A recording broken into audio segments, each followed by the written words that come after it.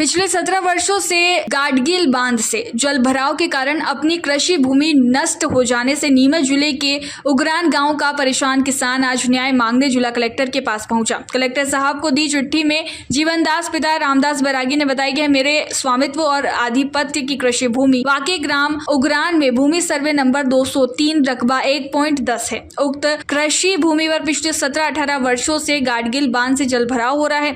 शासन द्वारा कृषि भूमि के नष्ट हो जाने पर मुआवजा देने का प्रावधान है, लेकिन मुझे मुआवजे की पूर्ण राशि नहीं दी जाती है। किसान ने आवेदन में लिखा है कि अन्नदाता को समाज का एक महत्वपूर्ण अंग माना जाता है, लेकिन मेरी समस्या का समाधान न होना चिंतनीय विषय है।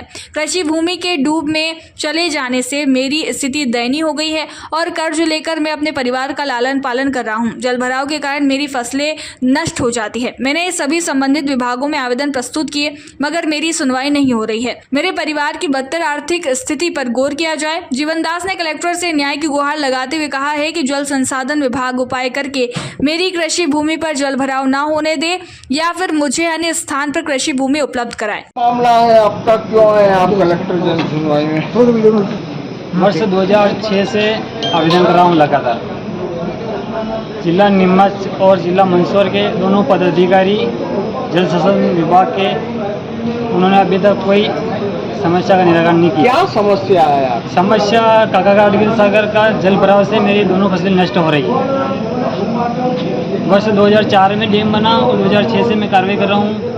मौका मुआयना करते हैं, आके देख के चले जाते हैं। अब की बार पानी खाली रखेंगे, फिर स्थिति वही रहती है। मतलब आपकी जमीन गाडगिल सागर के वहाँ मौजूद है? हाँ, लास्ट सीमा पे है। हाँ। तो उसमें जल भराव से हमारी दोनों फसलें नष्ट हो रही है और परिवार का पालन पोषण करना दूर हो रहा है। कितनी बीघा जमीन है?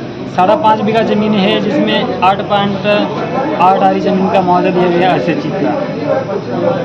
बाकी मुआवजा वगैरह कुछ नहीं मिला? बाकी मुआवजा कुछ नहीं मिला। तो उसकी जगह कोई जमीन मिली? कोई नहीं मिली जमीन। गए साल जरूर SDO साहब मौका मुआयने के लिए आया देखे, तो उन्होंने बोला कि आपकी इस ज़मीन में पानी लेवल से 2 फीट ऊंची मिट्टी भर के कर देंगे तो आपका समस्या निराकरण हो जाएगा। तो सर हो जाएगा, मेरी दोनों फसलें होने लग जाएगी, मेरी समस्या निराकरण हो जाएगा। आपका नाम?